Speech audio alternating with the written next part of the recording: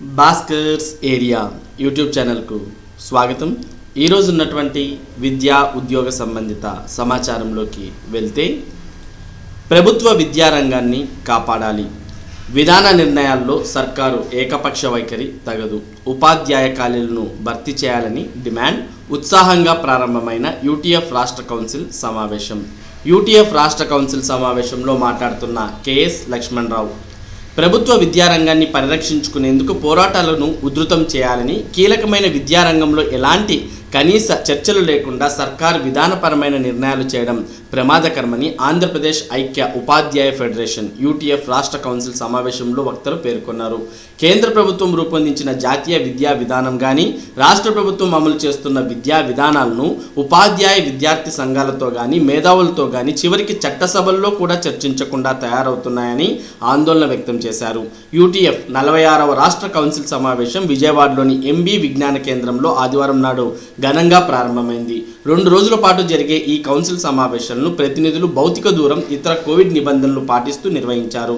గవర్నర్పేటలోని UTF రాష్ట్ర కార్యాలయం, MB విజ్ఞాన కేంద్ర పరిసరాలన్నీ యూటీఎఫ్ జెండాలతో అలంకరించారు.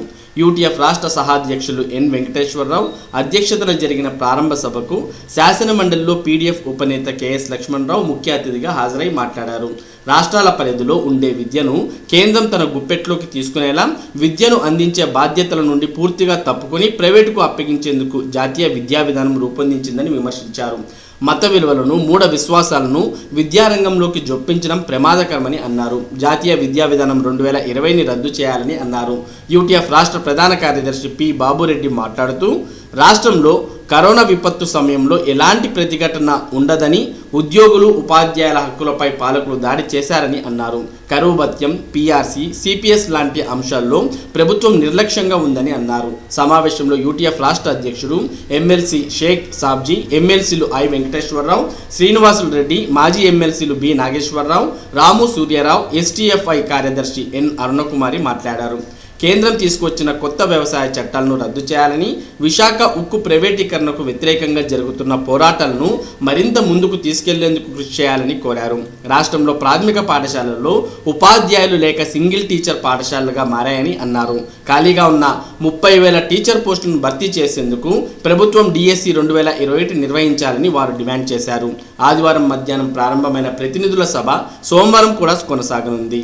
విద్యారంగ సమస్యలపై చర్చించి వాటి పరిష్కారానికి అవసరమైన ఆందోళన పోరాటాలను రూపొందించడంతో పాటు నూతన రాష్ట్ర నాయకత్వాన్ని ఎన్నుకుంటారు.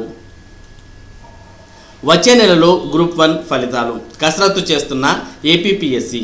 గ్రూప్ 1 ప్రధాన పరీక్షల విడుదలపై ఆంధ్రప్రదేశ్ పబ్లిక్ సర్వీస్ కమిషన్ కసరత్తు చేస్తోంది. కోర్టుల నుంచి క్లియరెన్స్ రావడంతో ఫలితాలు విడుదల చేసే పనిలో కమిషన్ నిమగ్నమైంది. వచ్చే నెలలో ఫలితాలు విడుదల చేసే అవకాశాలు ఉన్నాయని కమిషన్ అధికారులు చెబుతున్నారు. 167 గ్రూప్ 1 పోస్టులకు ఏపీపీఎస్సీ గత ఏడాది నవంబర్ 14 నుంచి 20 వరకు పరీక్షలు నిర్వహించిన ఈ పరీక్షకు సుమారు 6,800 మంది హాజరయ్యారు. ప్రస్తుతం పరీక్షా పేపర్ల మూల్యాంకనం జరుగుతోంది. ఫలితాలతో పాటే ప్రైమరీ కీను విడుదల చేయాలని కమిషన్ భావిస్తోంది. గ్రూప్ 1 పోస్టుల భర్తీ ప్రక్రియను వీలైనంత త్వరగా పూర్తి చేయాలని భావిస్తోంది.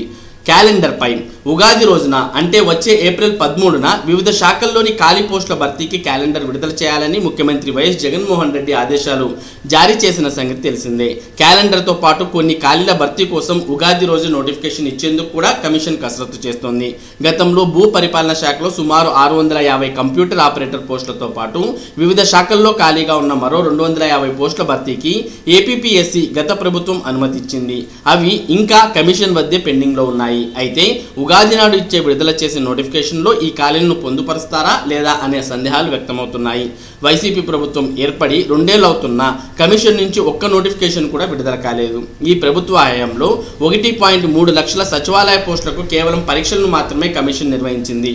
యూనివర్సిటీల్లో ఖాళీగా ఉన్న అసిస్టెంట్ ప్రొఫెసర్ల పోస్టుల భర్తీ కూడా మరోసారి కమిషన్కి అప్పగిస్తామని విద్యాశాఖ మంత్రి ప్రకటించారు.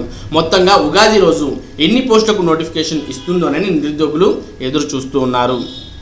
గ్రూప్ 1కి సంబంధించిన ఫలితాలను విడుదల చేయడానికి ఏపీపీఎస్సీ కసరత్తు చేస్తోంది. అలాగే మొన్న మరి ముఖ్యమంత్రి జగన్మోహన్ రెడ్డి గారు ఏపీపీఎస్సీకి సంబంధించినటువంటి క్యాలెండర్ను ఉగాది రోజున విడుదల చేయాలని మరి పేర్కొన్న విషయం మనందరికీ కూడా తెలిసిందే. మరి ఆ దిశగా ఏపీపీఎస్సీ అనేది కసరత్తు చేస్తోంది. మరి ఉగాది రోజున ఏపీపీఎస్సీ ఉద్యోగాల క్యాలెండర్ విడుదల చేసే సమయంలో మరి ఎటువంటి ఖాళీలు అనేవి నోటిఫై చేస్తుంది, ఎలాంటి ఖాళీలకు నోటిఫికేషన్ ఇస్తుంది అనే దాని మీద అయితే సందిగ్ధం అనేది నెలకొని ఉంది. మొత్తానికైతే ఉగాది పండుగ రోజుకు ఉద్యోగాల క్యాలెండర్ ఏపీపీఎస్సీకి సంబంధించింది విడుదల కాబోతోంది. మరి ఇప్పటి వరకు అయితే ప్రభుత్వం 1.3 లక్షల సచివాలయ పోస్టులను భర్తీ చేసింది. కానీ మరి ఏపీపీఎస్సీ నుంచి అయితే ఎటువంటి నోటిఫికేషన్ కూడా ఇప్పటి వరకు జారీ కాలేదు. వాటికి సంబంధించినటువంటి ఖాళీలు కూడా భర్తీ చేయలేదు. మరి ఇప్పటికే పరీక్ష నిర్వహించి ప్రాసెస్ కూడా ఆల్మోస్ట్ పూర్తయినటువంటి యూనివర్సిటీల అసిస్టెంట్ ప్రొఫెసర్ పోస్టులకు సంబంధించినటువంటి నోటిఫికేషన్ కూడా రద్దయినటువంటి నేపథ్యంలో మరోసారి అసిస్టెంట్ ప్రొఫెసర్ పోస్టుల ఖాళీల భర్తీకి కూడా నోటిఫికేషన్ జారీ చేసి మరి ఇప్పుడు పకడ్బందీగా రోస్టర్ తయారు చేసి మరి మరలా ఏపీపీఎస్సీనే ఈ అసిస్టెంట్ ప్రొఫెసర్ పోస్టుల భర్తీకి సంబంధించినటువంటి నోటిఫికేషన్ను విడుదల చేసే అవకాశాలు కూడా ఉన్నాయి అనే సమాచారాన్ని మనం ఇక్కడ గమనించవచ్చు. ఇక ఇంటర్మీడియట్కు 31 నుంచి ప్రాక్టికల్స్ 947 కేంద్రాల్లో ఏప్రిల్ 24 వరకు నిర్వహణ. పరీక్షలకు హాజరు కానున్న 3.58 లక్షల మంది విద్యార్థులు హాల్ టికెట్లను వెబ్సైట్ నుంచి డౌన్లోడ్ చేసుకోవచ్చు. ఇంటర్మీడియట్ ప్రాక్టికల్ పరీక్షలను ఈ నెల 31వ తేదీ నుంచి ఏప్రిల్ 24వ తేదీ వరకు నిర్వహించనున్నారు. ఇందుకోసం ఇంటర్మీడియట్ బోర్డు ఏర్పాట్లు చేస్తోంది. ఎంపీసీ స్ట్రీమ్ నుంచి 2,60,012 మంది, బైపీసీ స్ట్రీమ్ నుంచి 98,462 మంది, మొత్తం 3,58,474 మంది హాజరు కానున్నారు. 947 కేంద్రాల్లో ఉదయం 9 నుంచి మధ్యాహ్నం 12 గంటల వరకు, మధ్యాహ్నం 2 గంటల నుంచి సాయంత్రం 5 గంటల వరకు, సెషన్లలో ఆదివారాల్లో కూడా ఈ పరీక్షలు నిర్వహిస్తారు. విద్యార్థులు ఎవరికి ఫిజికల్ హాల్ టికెట్లను బోర్డు పంపిణీ చేయడం లేదు. బోర్డు వెబ్సైట్ bie.ap.gov.in నుంచి డౌన్లోడ్ చేసుకోవాలి. ప్రైవేట్ జూనియర్ కాలేజీల్లోని పరీక్షా కేంద్రాలకు ప్రభుత్వ ఎయిడెడ్ జూనియర్ కాలేజీల నుంచి మరి చీఫ్ సూపరింటెండెంట్ను నియమించనున్నారు. పరీక్షా కేంద్రాల్లో బాటనీ, జువాలజీ, కెమిస్ట్రీ, ఫిజిక్స్ ల్యాబుల్లో సీసీ కెమెరాలు ఏర్పాటు చేస్తున్నారు. మరి ఆన్లైన్లోనే ప్రశ్నాపత్రం. ప్రాక్టికల్ పరీక్షలకు ప్రశ్నాపత్రాలను ఆన్లైన్లో విడుదల చేయనున్నారు. ప్రశ్నాపత్రాన్ని వెబ్సైట్ నుంచి డౌన్లోడ్ చేసుకున్న తర్వాత పరీక్ష సమయానికి ముందు బోర్డు అధికారులు విడుదల చేసే ఓటీపీతో మాత్రమే ఓపెన్ అవుతుంది. సెషన్ల వారీగా పరీక్ష ముగిసిన వెంటనే మూల్యాంకనం పూర్తయిన సమాధాన పత్రాలు original award list, duplicate award list కవర్లో ఉంచి సీల్ చేయాలి. ఈ ప్రక్రియ మొత్తం సీసీ కెమెరాల ముందు నిర్వహించాలి. పరీక్షల్లో అక్రమాలు జరిగితే ఆ కేంద్రంలోని పరీక్షల నిర్వాహకులు విద్యార్థులను బాధ్యులుగా పరిగణిస్తారు. ప్రాక్టికల్ రికార్డు బుక్స్ను వేరొకరు వినియోగించకుండా 1-2 చోట్ల గోటీతో చించాలి. ఫలితాలు విడుదలయ్యే వరకు ఈ ప్రాక్టికల్ రికార్డ్ బుక్స్ను సెషన్ల వారీగా, బ్యాచ్ల వారీగా భద్రపరిచి ఉంచాలి. చీఫ్ సూపరింటెండెంట్కు మాత్రమే పరీక్షా కేంద్రాల్లో సెల్ ఫోన్ వినియోగించే అవకాశం ఉంటుంది. మిగిలిన వారంతా కూడా వారి యొక్క సెల్ ఫోన్స్ను వినియోగించకూడదు. కోవిడ్ జాగ్రత్తలతోనే పరీక్షలు. కోవిడ్-19 వైరస్ దృష్ట్యా ప్రోటోకాల్ నిబంధనలు ప్రతి ఒక్కరూ తప్పకుండా పాటించాలి. మాస్క్ ధరించడం తప్పనిసరి. పరీక్షా కేంద్రాలను శానిటైజేషన్ చేయాలి. కోవిడ్-19తో బాధపడుతున్న విద్యార్థులకు వేరుగా ప్రాక్టికల్ పరీక్షలు నిర్వహించాలి. విద్యార్థులు ఒకే దగ్గర గుంపులుగా చేరకుండా ఉండేందుకు వీలుగా బ్యాచ్లోని 20 మంది విద్యార్థుల్లో 10 మందిని మాత్రమే ప్రాక్టికల్ రూమ్లోకి అనుమతించాలి. వారి తర్వాత మిగతా 10 మందికి పరీక్షలు నిర్వహించాలి. మరి ఇంటర్మీడియట్ వారికైతే ఈ నెల 31వ తేదీ నుంచి ప్రాక్టికల్ పరీక్షలు అనేవి ప్రారంభం కాబోతున్నాయి. అవి కూడా కోవిడ్ ప్రోటోకాల్ని పాటిస్తూ మరి ప్రాక్టికల్స్కు కొత్త నియమ నిబంధనలు అనేవి కూడా రూపొందించడం జరిగింది. ఆన్లైన్లోనే ప్రాక్టికల్స్కు సంబంధించిన ప్రశ్నాపత్రం అనేది పంపించడం, ఆ ప్రశ్నాపత్రం కేవలం వారికి అందించినటువంటి ఓటీపీ ద్వారానే ఓపెన్ అవ్వడం కూడా ఇక్కడ మనం గమనించవచ్చు.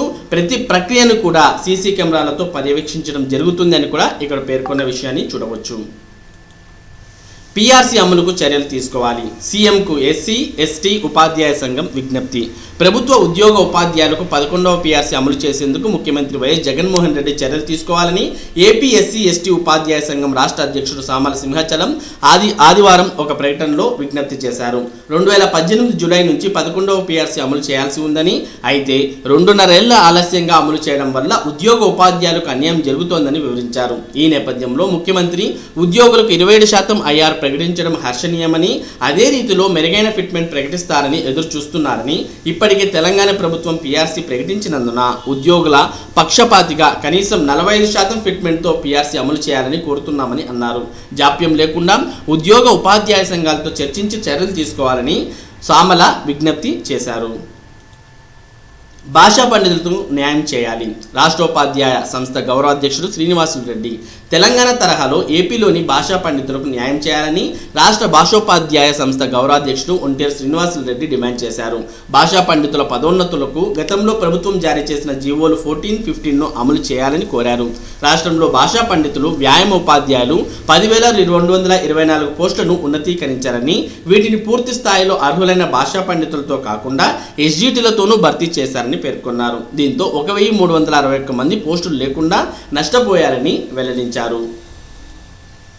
150 కోట్లు ఇచ్చినట్లే ఇచ్చి నిధులు అందుబాటులో ఉంచని సర్కార్, అందని ఏపీజీఎల్ఐ క్లెయిమ్లు, రుణాలు, ప్రభుత్వోద్యోగులకు నిరాశ. ఆంధ్రప్రదేశ్ ప్రభుత్వ ఉద్యోగులు బీమా మొత్తం కింద ప్రభుత్వానికి చెల్లించే నిధి నుంచి క్లెయిమ్లు, రుణాలు పొందేందుకు ఇబ్బందులు పడుతున్నారు. రాష్ట్రంలో పెద్ద సంఖ్యలో ఉద్యోగులు ఈ మొత్తాల కోసం ఎదురు చూస్తున్నా అవి చాలా కాలం నుంచి పెండింగ్లో ఉన్నాయి. గత నెలలో ప్రభుత్వం ఉత్తర్వులు ఇచ్చినా నిధులు అందుబాటులో ఉంచకపోవడంతో ఆ మొత్తాలు చెల్లించలేదు. ఇంతలో బడ్జెట్ ఫ్రీజ్ చేయడంతో ఉద్యోగులు నిరాశ చెందారు. రాష్ట్ర ప్రభుత్వ ఉద్యోగులు ప్రతి నెల తమ మూల వేతనం నుంచి ఆంధ్రప్రదేశ్ ప్రభుత్వ జీవిత బీమాకు, ప్రభుత్వ ప్రావిడెంట్ ఫండ్కు 9% వరకు చెల్లిస్తారు. మరి కొందరు అదనపు మొత్తం కూడా జమ చేస్తారు. పదవి విరమణ 60 ఏళ్లైనా 58 ఏళ్ల వయసులోనే ఈ క్లెయిమ్లు పరిష్కరిస్తారు. ఈ నిధి నుంచి కొందరు వ్యక్తిగత అవసరాల కోసం రుణాలకు దరఖాస్తు చేసుకుంటారు. నామమాత్రపు వడ్డీతో ప్రభుత్వం రుణాలు ఇస్తుంది. ఈ క్లెయిమ్లు, రుణాల కోసం దరఖాస్తు చేసుకున్న వారు ఆ సొమ్ములు వస్తాయని చాలా కాలం ఎదురు చూస్తున్నారు. రాష్ట్ర ప్రభుత్వ జీవిత బీమా డైరెక్టర్ ప్రతిపాదనల మేరకు 2020-21 ఆర్థిక సంవత్సరంలో 3వ త్రైమాసికానికి జీఎల్ఐ క్లెయిమ్లు పరిష్కారానికి 100 కోట్లకు ఏపీజీఎల్ఐ పాలసీదారులకు రుణాలు ఇచ్చేందుకు వీలుగా మరో 50 కోట్లు విడుదల చేస్తూ బడ్జెట్ పాలనామోదం ఉత్తర్వులు ఇచ్చింది. కానీ ప్రభుత్వ నిధులను అందుబాటులో ఉంచకపోవడంతో జీఎల్ఐ అధికారులు చెల్లింపులు చేయలేకపోయారు. హెడ్ ఆఫ్ అకౌంట్ నుంచి నిధులు బదలాయించే అవకాశం కొద్దిసేపు వచ్చినా చెల్లింపు పూర్తి చేసేవారమని జీఎల్ఐ ప్రాంతీయ అధికారులు చెబుతున్నారు. ఈ ఆర్థిక సంవత్సరంలో ఈ నిధులు చెల్లించే అవకాశం లేదని అంటున్నారు. మరి ఇవి ఈరోజు ఉన్నటువంటి విద్యా ఉద్యోగానికి సంబంధించిన సమాచారం. ఇటువంటి ముఖ్యమైన సమాచారాన్ని భాస్కర్స్ ఏరియా ప్రతిరోజు మీకు అందించడం జరుగుతుంది. మరి ఈ సమాచారం మీరు పొందడానికి మన భాస్కర్స్ ఏరియా ఛానల్కు సబ్స్క్రైబ్ అవ్వండి. Thank you for watching this video.